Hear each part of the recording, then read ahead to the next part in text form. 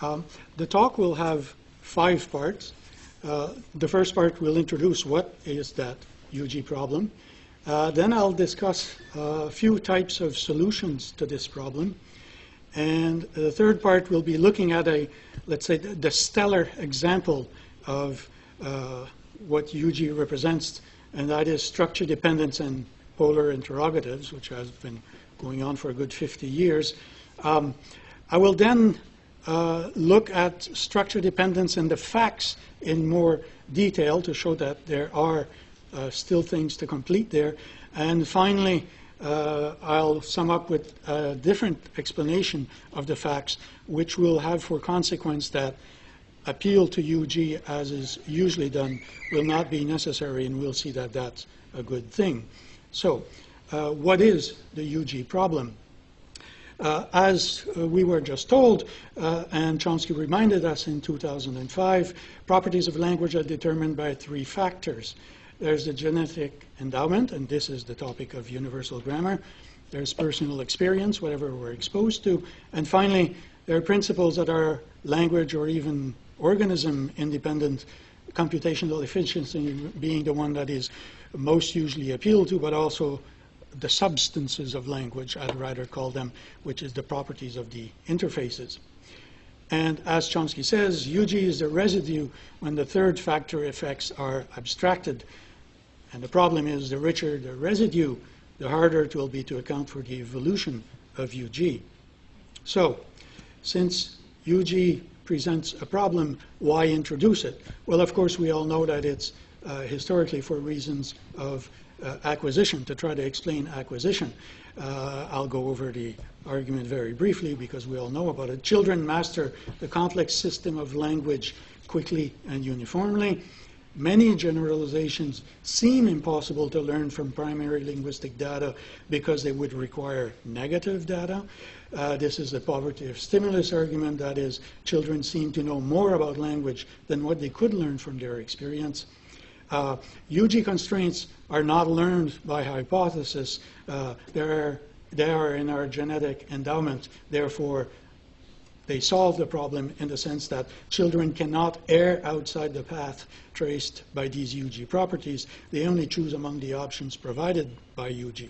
That's more or less the traditional view for at least the last 50 years. As we can gather from Chomsky's quote, UG is the list of things that are unexplained in the theory and directly relevant to this conference. The more complex UG is, the more likely its evolution will be. So that's the problem we have to solve, because the enrichment of UG to account for the data descriptively weakens the explanatory value of the model because of simplicity considerations. We're making the theory more complex, and also we're not appealing to external motivation anymore, what Chomsky refers to as the third factor.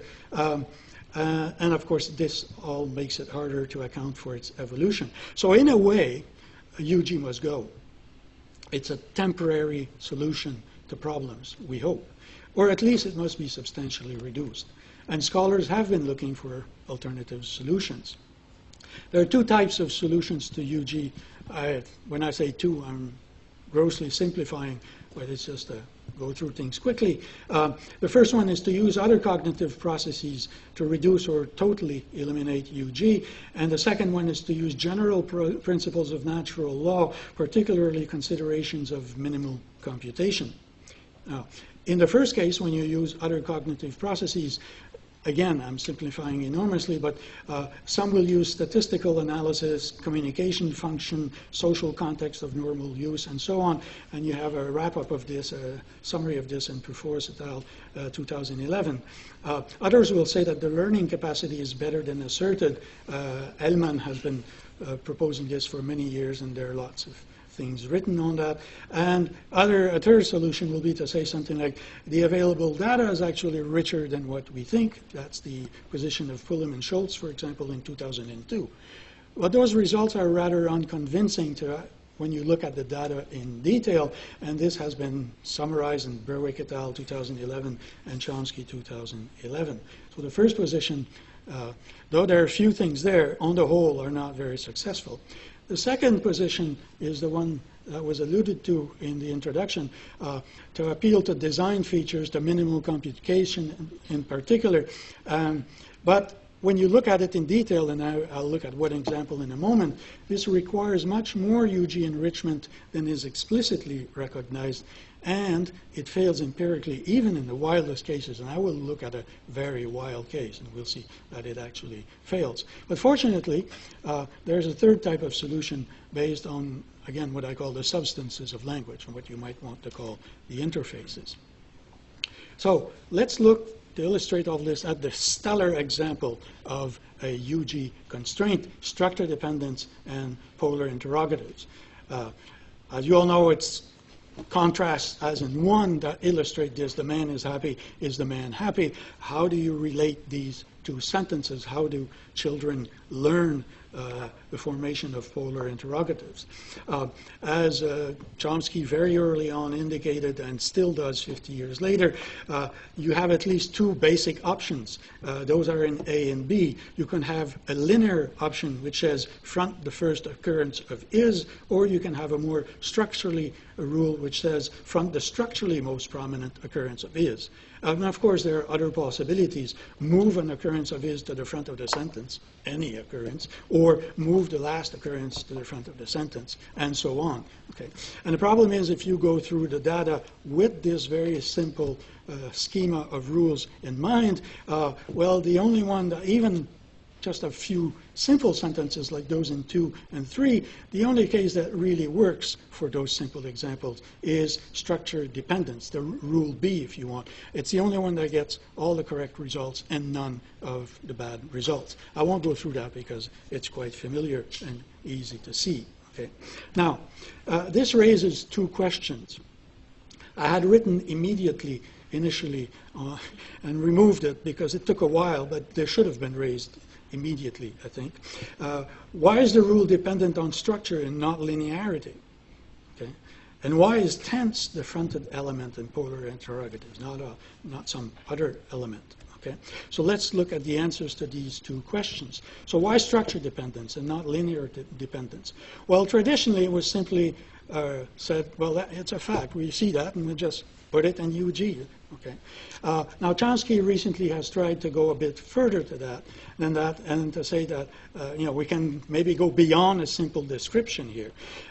He says, suppose linearization is never required for interpretation in semantics.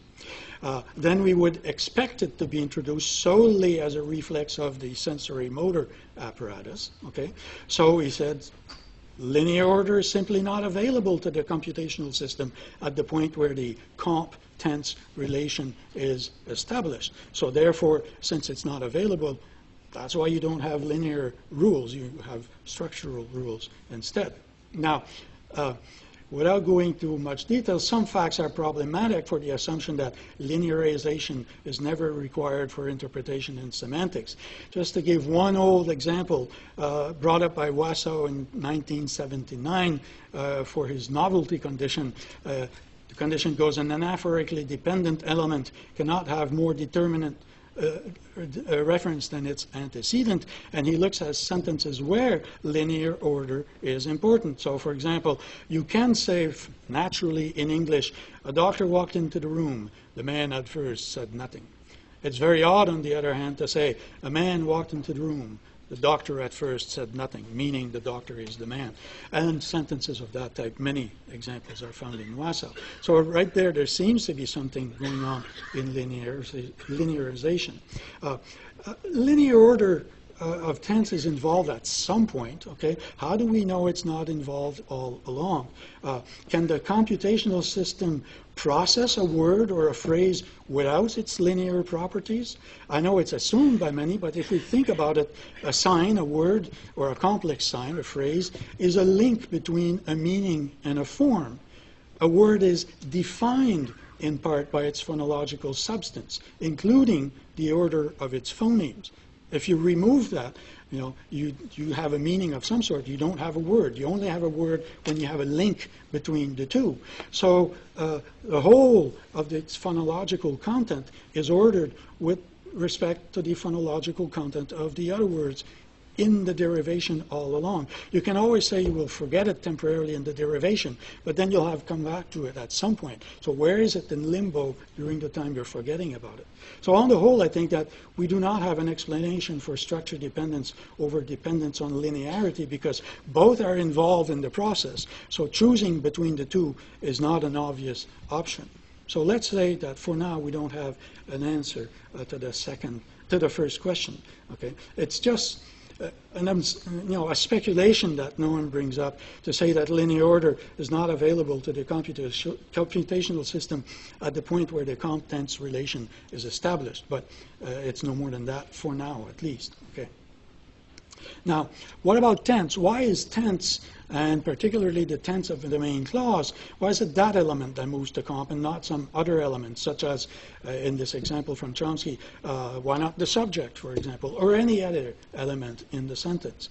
Now, assuming computational efficiency, as he does and as the tradition of looking into this problem does, a particular locality, well, it has to be that tense is structurally closest to comp, and that's why it's the one that moves.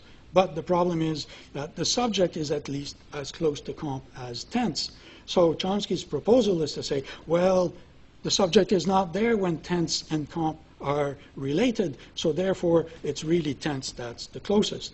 How does he achieve that? He says the subject is initially generated internally to VP and is raised after tense moves to comp. So if we look at this structurally, this is what you would have in basic structure, sort of. Okay. So at this point, the subject is deep below, and can is therefore the tense element the closest to comp. Okay. And if you had moved the subject first and raised it, then you're stuck, okay, because can is not the closest element. But if you assume that the subject is still down there when can moves, then you're fine, because you can simply say locality saves the day because can was the closest, and that's why it's the element that moved. Now, there's several implicit assumptions here. If we try to replicate the experiment, that is to do the derivation as neutrally as possible, we realize that there are several implicit assumptions in this analysis for which there are no evident principled explanations right now, and we're looking for principled explanations all along. I'll look at 4 simple implicit assumptions here. The first one is that something must move in C when a sentence is a polar interrogative. Why is that? Okay. The second one is that T moves to C before the subject and P moves to the T position. I know it saves the day if you assume that, but why assume that? This is an ordering of transformations. For some of us, it's, who remember those days past, it's going back to a long, long time ago to order transformations in a derivation. Another thing you have to assume is that CP is a phase, but not TP. More generally, if we forget the details here, whenever you talk about minimal distance in a structure, you're going to have to specify what counts as a barrier node.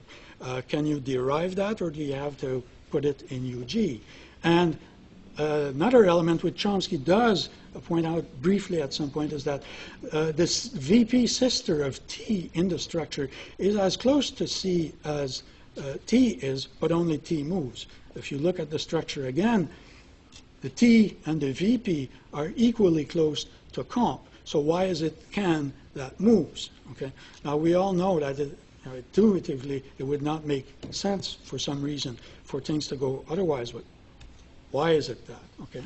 Now we could say that these are just these 4 assumptions are just details to be worked out in Chomsky's newly proposed analysis.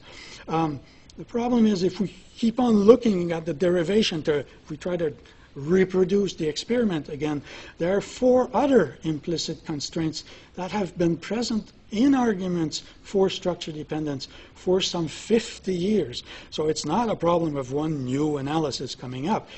These have been there for a long, long time, so we have to deal with them. The first constraint is that the rule targets the tense of the sentence. Why is that? We still don't have an answer. Without constraint 1, the learner could erroneously assume that you move any element at all to form a question. Okay, you have a first occurrence where you see a movement produced a question. You say, oh, okay, if I move something, I get a question. No, it has to be a particular element. Why is that? Okay. The second constraint is that the tensed element ends up in a particular position outside of the basic sentence. Without this constraint, the child could make the error of moving tense to any other position in the structure. Why does it go to that position? Now, this could be attributed, as it has been since Baker, 1970 at least, Lee Baker. This can be attributed to the presence of a cue marker on comp that attracts tense to check it. But as many have said, including Chomsky, this is just a restatement of the basic property. It's not a true explanation. It pushes the stipulation deeper into the system, but it does not dispose of it, so we're still stipulating this. The third constraint is that the phenomena is restricted to main clauses. Okay? Without three, the embedded tense could be targeted and fronted to the embedded comp or to the main clause, and this would be a perfectly okay structure, but we don't get that. Okay?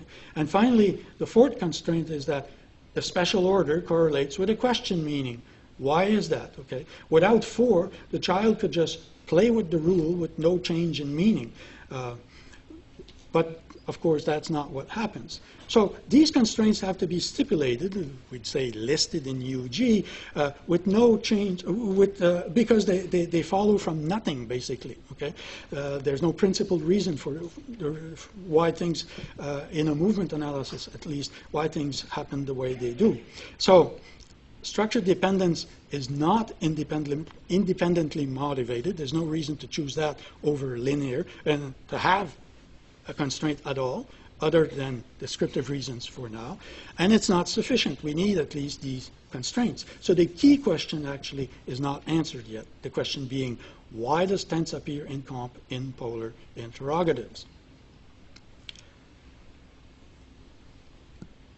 Second part of the problem is the empirical side.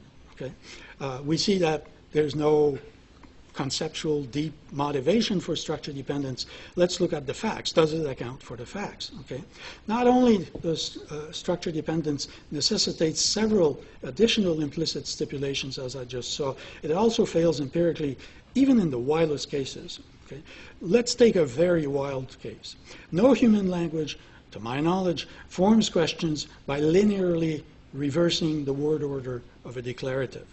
Okay. Well, it's very easy to do, even if you assume structure dependence. Take a common assumption. An interrogative sentence like 1b has a cue marker in comp that attracts the tensed verb. Take a fact. The sentence also has a specific interrogative intonation. At least in many languages this happens. Take another fairly common assumption. This intonation is the question intonation is anchored in comp with a cue marker, and it spreads over the structure. Kegel et al. Say that it even takes place in sign languages. And then what could happen? Well, a child could make the natural analogy that the cue features that spread intonation on every constituent can also trigger movement of those constituents. Okay? Dominique Sportiche in 1995, looking at strictly intonational questions in French, made exactly that proposal. He said, you get the intonation because it spreads from comp, but that same feature triggers a movement of the whole sentence in front of the final sentence intonational marker. So you could have these features playing a double role, both on the intonation side of things and on the movement side of things. Okay? So let's take a simple example. Assume, therefore, that you have the sentence, John took the money, and that it has an initial comp with a cue feature, and that the cue features spread over each constituent and word. So John has a cue, took has a cue, Deb has a cue, and money has a cue. So you start your derivation. Well, money, the lowest element in the structure, has a cue feature. So it raises above the determiner, checks its cue feature, and also checks the cue feature, the determiner, and these are eliminated. So now we're left with only the cue feature of the determiner phrase. The determiner phrase, now in the order money, the, has a Q feature. So it raises above the verb somewhere. Where, I mean, it's very easy to invent where. I won't go into details, it's not necessary. But this Q feature of this element is checked against the Q feature of the verb. They're both eliminated. And now we are left with the Q feature of the VP, or whichever constituent is the result of money, the, moving there.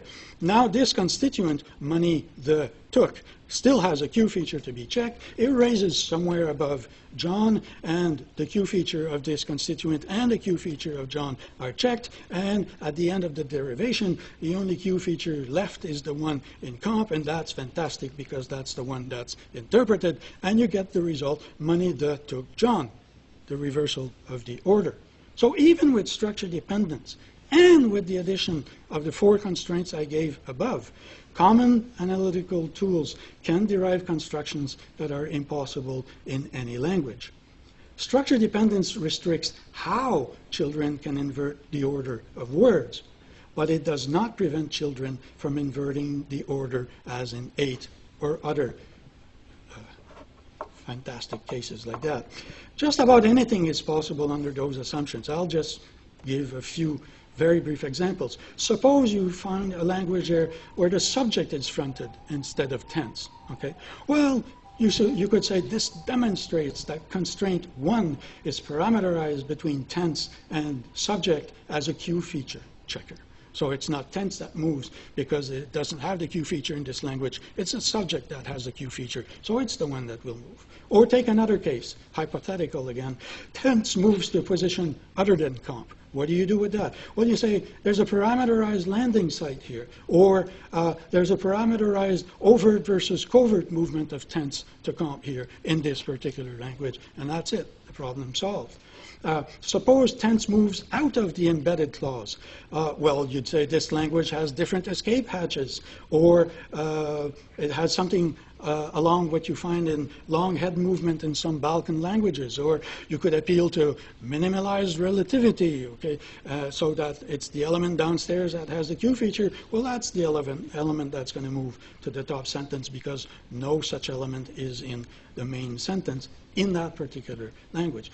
It's very easy to find cases like that and to find a solution for them. All of this and much more is possible, actually, in the movement analysis, because these constraints, that is structure dependence and the 4 constraints I gave, are random facts, which therefore could be replaced by other random constraints in UG or parameter values in particular languages. There's no principled reason to choose among them. That's precisely why we list them in UG. Okay? Another indication that there's a problem here is that tense is not targeted because it's the most prominent element. Okay? If you look at languages where instead of movement or intonation, you have a question particle in that language, you most of the time find that question particle where? On the tense-bearing element. For example, in Quebec French, there's a particle pronounced tu, like the pronoun, but it's not at all a pronoun, which you find immediately attached after the first element that bears the tense of the main clause. Okay? You find similar things in Japanese and Korean and many other languages. So, Paul, as-tu fini? A is the auxiliary that bears tense. Well, the tu appears on the A. Je fais-tu ça correctement? Fait is the main verb. It's the one that bears the tense here, so the tu attaches to that one. Okay? So particle marking shows that tense is not targeted for linear or hierarchical proximity to comp. Tense is targeted because of its meaning. We have to do something to tense in a polar interrogative. Okay? So I now turn to a tentative explanation based on substantive properties instead of listing things in UG. There's a third type of solution to the problem of language acquisition.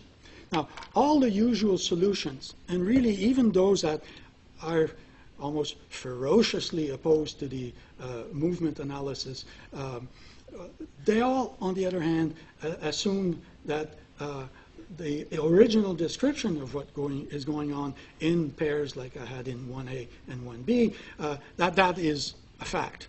And they just try to explain it differently. So almost everyone assumes that a transformation moves something.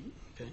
It may well be that what movement analyses claim that children know requires many domain-specific devices like those listed in UG, like those I gave that you need in addition to structure dependence.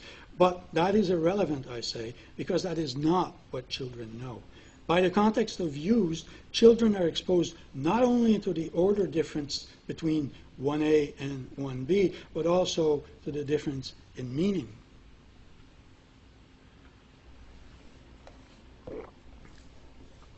Children do not learn that things move around. Children learn that different orders come with different meanings. Okay?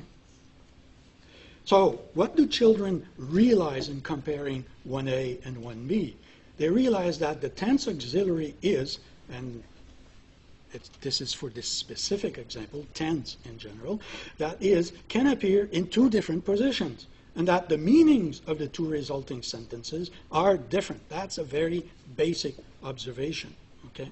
Now, that is a very common learning situation in language, especially a language like English where word order is heavily grammatical. Okay? As in 1A and 1B, the correlation in 10 is also very systematic. If John is in position A, it's compositionally interpreted as the one who sees. If it's in position B, John is compositionally interpreted as the seen one. Okay? Now, how is tense compositionally interpreted in 1A and 1B? I think it's in the same way as what we find in the John and saw Mary example. So in order to figure that out, what is taking place when tense is involved, we have to look at the key elements that are involved, each of which has a conceptual semantic substance side of things and a perceptual syntactic substance side of things. What are the two elements involved? Well, tense, of course, and the other element is the rest of the sentence. Okay? So what are both the meaning aspect of these two elements and the form aspect of these two elements? Let's start with tense. What is the tense here? Well, it's the deictic tense. It's the tense of the main clause that is determined with respect to the moment of speech. Okay? Note, by the way, that this is some kind of curious fossil that we have in natural languages.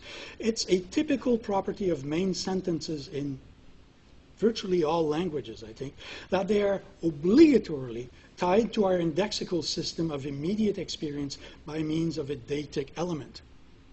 Now, we always talk, and there will be, of course, a lot of talk about this in this conference, how displaced we are to use terms that are commonly used. When we use language, we can talk about anything at any time, even hypothetical things and so on. So it's totally removed from the immediate compared to animal calls, which are always tied to the immediate. And yet, at the very heart of every sentence, we have something that ties us to the immediate. So there's a curious fossil there. I close the parenthesis because that's not the subject of my talk today. So the conceptual semantic substance of tense is really this deicticity of the main tense of the sentence. What about the perceptual syntactic substance? What's its form? Okay.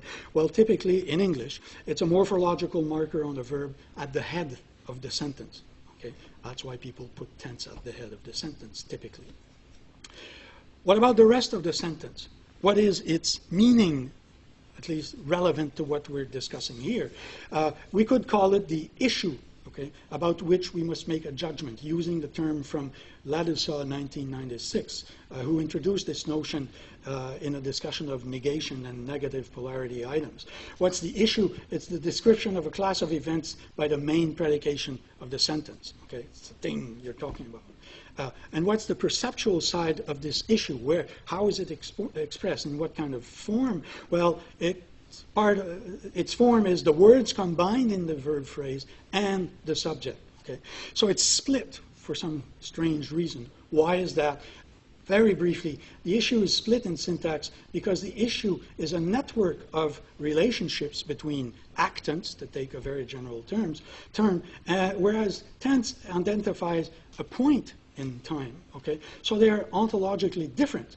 You have a network of elements on the one hand, and you have a point, and you have to try to relate them in some way. Well, issue and tense are related indirectly through one of the actants. That's what is called the subject. So by taking one of the arguments in this network of elements, you now have a point. You put it in relationship with tense, and indirectly you situate the whole network. So that's why the issue is split in two elements in the syntax. Okay, the subject being the special element in this case. Now, if the syntactic counterpart of the issue is placed under the immediate scope of the deictic tense, we get a positive judgment, an affirmative declarative. Okay? And there's been a lot of discussion of the semantics of this. More philosophically inclined people will say that it is by situating it in time, that's how you can give it a value of some sort, a truth value of some sort. Okay? But that gives you the declarative sentence. Now what happens when the deictic tense is expressed outside of the syntactic counterpart of the issue, as we find in sentences like 1b, when the is in comp, not in its usual position inside the sentence? Well, the issue is then presented as being separated from tense, as not being established. Well, this induces a polar interrogative interpretation, a request to know whether the issue should be considered established or not. So now we look at why are the properties described in the constraints all interrelated, the four constraints I named earlier on? Well, tense is involved because of its relation with the issue. There's a semantic thing going on between these two elements. Tense is in comp because in that position it establishes a particular semantic relation with the issue. The tense of the main clause is involved because the issue is a matter of the utterance of the main predication of the whole sentence. And finally, the interpretation results in a polar interrogative meaning because combining tense from outside with the issue presents the issue as not being established. Now, together, these properties have the effect that in a displacement analysis, the movement of tense appears structure dependent, but this is an illusion. Question formation is not structure dependent, it's not linear dependent, it's meaning dependent. Okay?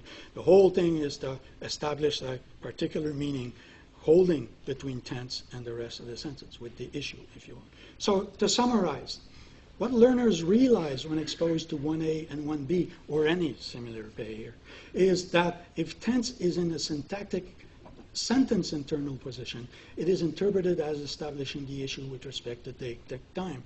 It's the kind of thing that we have to do constantly in languages to figure out, like in the John saw Mary example. Okay, it's just that the elements here are tense and issue. It's their correlation we're looking at. If tense is in a position external to the issue, it's interpreted as not establishing the issue. As with signs in general, learners expect that a difference in form will correspond to a difference in meaning, and vice versa. A difference in meaning will be expressed by a difference in form, a very basic element. Learners will need very rich positive evidence before they use a different word order, such as a meaning difference, just as they learn other position-meaning correlations. For example, the order of the phonemes of a lexical item, the order of arguments, the pre- and post-nominal adjectives in French, and countless many orders that we find. Now, there's no reason why children would make blunt order errors by analogy like the ones mentioned at the beginning of the talk, since moving things around linearly or structurally is not at all analogous to what they do. The primary linguistic data is saturated with information germane to acquiring what is really going on in polar interrogatives: order, meaning correlations, form, meaning links, signs in general. Okay? The fact that there's an alternative to this classical appeal to UG, structure dependence, is good news. It means that we can drop that problematic expedient. Okay? And in conclusion, just as the design properties of biological systems emerge from local physical interactions of components and are not imposed on nature by some external force, the constraints found in language emerge from interactions among properties of the building materials of science, not from UG conditions imposed from outside by linguists. As a send-off, conditions based on sensory motor and conceptual intentional factors also account for the restrictions on other well-known constructions. Of course, each of these would be the subject of another talk. I just mentioned three here briefly. Islands, of course, starting with the seminal work of Urtashik-Shir in '73. I've done quite a lot of work on this. Jabolsky and then Dicken did quite a lot also. Islands are explained by these kinds of factors and not simply described. Okay. Binding conditions, I've done some work on that, particularly on binding condition C. You can get rid of binding condition C because if you look at the facts differently, it follows that things must be interpreted in that way. Again, it's another talk. Negative polarity item, there's a very nice paper by Janet Kidu who shows that, well, if you look at the meaning of these elements, you don't need structure-dependent conditions of some sort. The meaning just explains exactly what is going on. So I think this is a general way of looking at things, which is, what Chomsky calls the third factor is something that has been talked about for many, many years. Any basic epistemological book will tell you that the ideal explanation, what he calls a principled explanation, is based on something which is prior to the object of study that you're looking at. Okay, my favorite is Lakatos in his 1970 long paper, who gives many examples where things that are central problems in a science will be taken as the basics for another science, temporarily at least. They'll be considered as observational propositions instead of deep analytical propositions. So for example, if I say, astrophysicists saw a new galaxy yesterday with their radio telescopes, well, of course, they didn't see anything. The radio telescope, all the science that's behind it, they take it temporarily as working properly. Okay. And if ever there's some problem with the science that they have and what seems to be going on in that distant galaxy, they'll try to figure out what's wrong with their science, what's wrong with their description of their galaxy, and eventually maybe they'll figure out there's something wrong with our radio telescope, and they'll go and see the guys who work on the science of the radio telescope. Okay. Well, we do the same thing in linguistics. Okay. When we say, for example, that things occur linearly in oral languages, well, that's generally the case, but not absolutely. Okay, I'll talk about that tomorrow. And that's simply due to the fact that we have a certain articulatory system that cannot produce two words at the same time because of the way it's made up. Whereas if you're in a sign language, there are some things that you can produce simultaneously because you have a set of articulators that allow that. Okay? Well, that's part of the modality. Therefore, you don't want to put into the system too many things that depend on restrictions due to the articulatory system. Okay? That's Saussure's linearity principle. It goes back to at least a century. Okay, and when Kane, for example, tries to explain with his LCA some structural properties based on the fact that you can't pronounce two words at the same time, or if you want that they have to be linearized, Tenière, a Saussurian, already had done that in the 50s. Okay, it's not a reproach to Kane; it's just an observation. So it's clear that there are things that you can derive from these much more basic properties. Okay, now these very basic properties of the interfaces are there. Okay? And we agree mostly on these properties, except for some very minor details. So they should be the basis of explanation before appealing to anything like UG. UG, again, is just a temporary expedient when we don't understand something, and we just list it there temporarily. But we want to find an explanation for it. I think there's a way to find explanations for just about every case where we use UG. And that's a good solution. Why? Well, as pointed out at the very beginning, especially in the context of this conference, Evolon, okay, if you have a very complex UG with a lot of things specified there, the more complex it is, the harder it will be to explain its evolution. Okay? If you say if you manage to show that you don't need it, then you're on a right path, I think. And this is a small indication that I think we can get on the right path. I took an example that's been discussed for some 50 years, and I think having really not made much progress in 50 years by looking at it from a movement computational perspective, it might be an indication, A, that you were on the right track all along, or B, that you were on the wrong track all along, and that's why you didn't make much progress.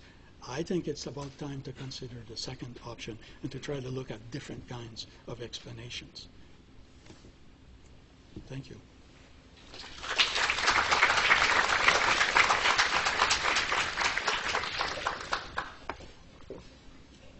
Okay, we will have about 20 minutes to accept questions and comments. And we will have standing microphones over there, so you can proceed to those microphones. And also, maybe there are some microphones running around. Right? Okay, so please address your name, affiliation before you ask questions.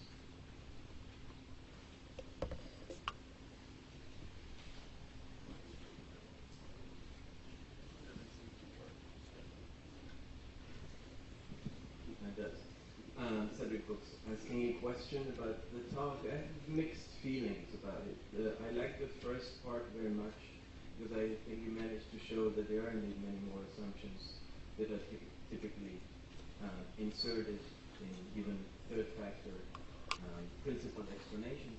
But then the more negative feelings I have pertain to the second part of the talk.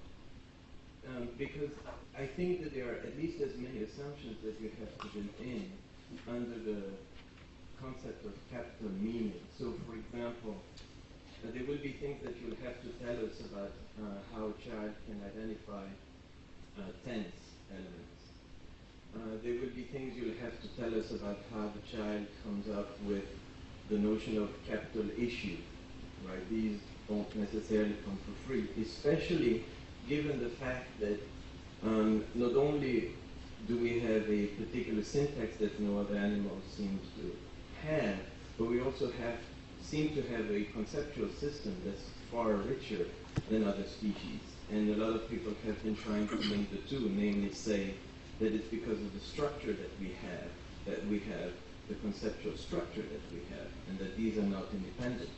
And if you go in that direction, then I think a lot of what falls under the rubric of capital meaning fall under the rubric of capital UG. And so really we are appealing to different, maybe primitives or not so primitives of UG, but I don't think that we have moved outside of the realm of things that people have considered for 50 years. And I'm wondering if you could address that. Yeah, you are right if we analyzed the possibility of having capital issue that have that kind of structurally organized meaning, if we think that it depends on the syntactic possibilities of human language. I think that we have that independently of that aspect of things. I'll talk about it a bit tomorrow, so I won't get into it too much today. But that's, you're right. I mean, in order to complete the argument, I have to show that the way this issue notion comes about is really strictly a meaning, cognitive, conceptual thing that is particular to humans, but not dependent on the particular structural aspect of language that we have in humans, that they're independent one from another on the one hand, and that the meaning aspect of things is prior to the other one. Okay? I fully agree with you, but I think it can be done, and actually I think I have done it already. Not in this talk, but I have done it. But you're right, it has to be completed in that way. As for the tense, I think that it's something that we all have to deal with. That is, this notion is a very primitive conceptual notion. It is dealt with in a particular way. There's this fossil aspect to it that I pointed out. So we have to look in that, investigate that in detail. But again, it's a meaning cognitive issue thing here that I think will solve that problem and explain it. Can I just add a little note to that? I mean, fair point. I mean, you know, so to complete the argument, I grant you that, you know, that could be done. Don't skeptical. But with tense specifically, what has to be shown, though, is not so much that with the conceptual primitive tense, but also the conceptual primitive that enters the syntax in the particular way that it does in human languages, right? It's not going to be enough to just say that we have a notion deixis or time, for example, at the conceptual level, but also that it's realized as tense in natural languages. That's typically harder to show. What I call this relationship of tense with the rest of the sentences, I said, tense is the anchor. And then we can get a bit philosophical. It's the anchor in the sense that you have this issue, which is a very broad propositional description of a potential event. And the only way to realize a actual event, let's say, is to situate it deictically in some way. And that's what tense comes and does. Notice, by the way, that though tense is overwhelmingly the deictic anchor of sentences in languages of the world, there are some languages where the deictic anchor is either person in some languages or place in other languages. There's been work by Ritter and Vilchko on that in languages in the west coast of Canada where the deictic anchor is different. But what's interesting, it seems, as far as I know anyhow, we have never found a language that doesn't have a deictic anchor for its sentences. And I don't think that's part of syntax. What syntax does there, okay, is provide means to associate this deictic anchor with the rest of the sentence. But the profound primitive is that we seem to have this fossil in us that requires that we have deictic anchoring. Okay, that's what I would base it on.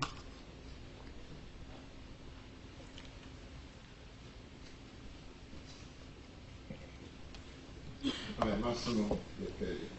Look, I'm always perplexed when something in syntax is explained through something else, be it semantics, conceptual things. Because there are so many things in syntax that are at odds with conceptual things. I mention some tomorrow in my talk. But look, take for instance the fact that verbs are associated with their objects much more intimately than they are associated with the agent. You know, that is not something that comes conceptually. As a datum, it is a syntactic thing. I'm very much in favor of the autonomy of syntax. And where there are a number of other phenomena, take all the complexity of the left periphery. We have very bizarre things in the left periphery that do not match our conceptual thing, that something is habitual. Habitual dominates volition, you know, and things like that. Or another example is the conservativity of the terminus of natural languages, of all the possible relations between sets. The terminus in natural language should choose something which is less than 1% of all the possible relations between sets. Yes, it is a language universal. So, first of all, I think that there are things in syntax that are in syntax and then are thought, in language expressed thought, we have to obey syntax. You know, there is no escape from syntax, we have to obey syntax. Then the other, how can the child acquire, learn, whatever you want to call it, something semantics? You know, it's harder, you know, to acquire something through semantics and then project into syntax than to acquire from syntax and then by compositionality have it out in semantics. This is my perplexity. Well, I, of course, strongly disagree. I think that it is possible, if we look at it carefully from this other perspective, to account for what goes on in syntax without having an autonomous syntax. I think it's possible to account for example, for things like referential conditions based on syntactic structure, like condition C of the binding theory, if you look at the semantics of things properly. And how, see, what we have to keep in mind is that every time there's something semantic, there's a form associated with it. And what puts the form and the meaning together is signs, either unitary signs, words, or combinatorial signs, and that's syntax. And I'll talk about combinatorial signs a lot in my talk tomorrow. Now, it's very, very often forgotten that syntax always operates on two levels. It puts together things that operate on two levels. It puts together signs, and signs always have two aspects of them. They have a conceptual aspect and they have a form aspect. Okay? And because of that, if you take the elements from these two sides of the coin and you see what their effects are on what we see as autonomous syntax, eventually we see that syntax is never actually autonomous. Now this, I mean, you made an assertion and a lot of people share that assertion. I just made a strong one, and of course it has to be defended. But that's the game we have to play. That's what we have to show. And I don't think that it's simply by assuming that we can't find an explanation for it immediately that it means that it's the case. That has been too long the method, I think, regarding UG. I was always troubled with the idea that how do you find something from UG? Okay. Well, over the years, the methodology was more or less like this: you look at some data, and then if you don't find an explanation immediately for it, you stop looking because I just found something that shows that we need something innate, and we were then. This is a generic we, very happy because we said we've just demonstrated that, innate systems are needed because we didn't find an explanation here. That always troubled me. How strongly did we look for an explanation? Okay. I don't rejoice in not finding an explanation. I don't think it's a good method. And there's a high risk there. And what I'm trying to do by solving UG is really that gut feeling I've had for 30 years that we should get rid of that method of working.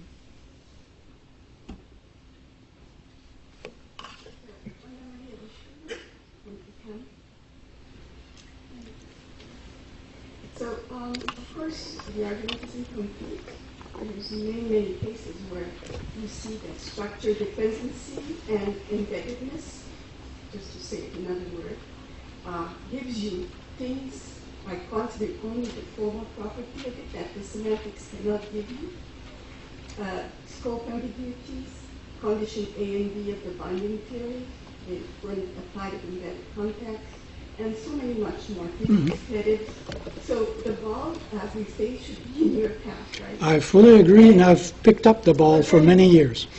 Not only theoretically and empirically, but also all these results that come from neuroscience, trying to pinpoint exactly, having some kind of independent evidence about how human brain works and how much hierarchy contributes to what a human can do with language as opposed to other beings, which are also telling.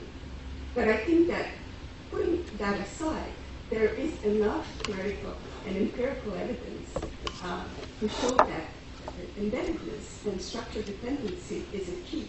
So we're looking at things that are constant through expressions and through language. And I think that it's a very nice formal property of human language. You have to distinguish two things. I'm not saying that there's no structure in language. Okay? I'm saying that there are no structure-dependent rules in language, which is a very different issue. Okay? I mean, binding theory viewed as movement, any principles that appeal to structure, which is a complex structure, right? Not just, I mean, linear order is an asymmetrical relation, it's a simple one. But hierarchical is a more complex, right, asymmetrical relation.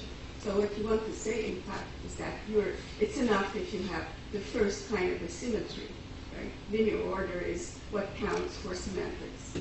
So No, I'm sorry, something was missing. I did not say that we have to replace structure dependence by linear dependence. I said that we have to replace both of these by something that is more semantic. Okay? I don't depend on linear dependence. As far as all the other elements that depend on structure that have been analyzed as depending on structure, like binding conditions, which you mentioned, I've already wrote on that to show that indeed, to complete the argument, I fully agree. We have to deal with those, and it can be done. See, what I've just done as an exercise is take the stellar case of structure dependence and shown that It doesn't work for conceptual reasons. It's very incomplete. We need a lot of more stuff. And what we have to add, unfortunately, is also extremely unmotivated, unprincipled. Okay? So that weakens it on that side. And I've shown that on the empirical side, it doesn't work either. I mean, it tells you how to do things, but it doesn't prevent you from doing a lot of wrong things, like inverting the order of a sentence. Okay? So what I wanted to do with that is to raise a little flag of caution and say, let's be careful here. Let's look at our analyses in detail, because if the stellar case doesn't work, what are we going to do with the others? Okay? And I've done work over 30 years on a lot of the others, and a lot of other people have, and I think that we do find results there that can be explained strictly on independently motivated elements. Independently motivated being elements which we agree exist. That is, elements of cognition and meaning which we agree exist, and elements of the perceptual forms which we agree exist. And if you look at what these elements contain carefully, and you look at the effects they have, then you don't need things like, for example, computational processing conditions, okay, which in any event are doubtful in the following general sense. Okay? We're dealing with a biological organism here, okay? One of its functions, language. What is computational processing that's ideal for a biological organism? Is it the simplest, most economical system that is the most efficient one for a biological organism? We know the answer is no.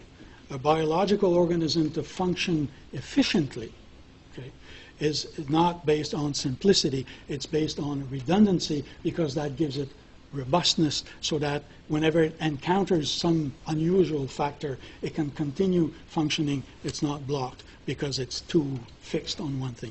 That's the first aspect of things. The second aspect of having redundancy and robustness is that it gives you these free elements, let's say in the genetic part of the organism, so that these elements can drift and they will give us diversity. And that is what we get in biological organisms. So the notion of efficiency, we have to be very careful about. There's a notion of efficiency in how do I write my theory, okay? So if I see an organism that does strange things and that are redundant and all that, I'll describe that redundancy, but my theory has to be simple and, you know, following the general principles of science and so on. But these are two totally different domains, okay? The element we're looking at here is not the theory that deals with the thing. We're first, before looking at the theory, looking at what's actually going on. And the kind of efficiency that's going on there is not one of simplicity and elegance. That's at the level of the science describing what's going on. But the organism itself is functioning in a very redundant way, as language is, right? If I say in French, la petite chatte, I just told you 3 times that this thing is feminine. If I tell you nous marchons, I just told you twice that this is first person plural, and so on, and so on. Okay? The language is full of redundancy. Why? That gives it robustness. Okay? Now, the theory that accounts for the agreement, I will want to be extremely simple and elegant. Okay? But the fact, however, is full of redundancies. Yes? I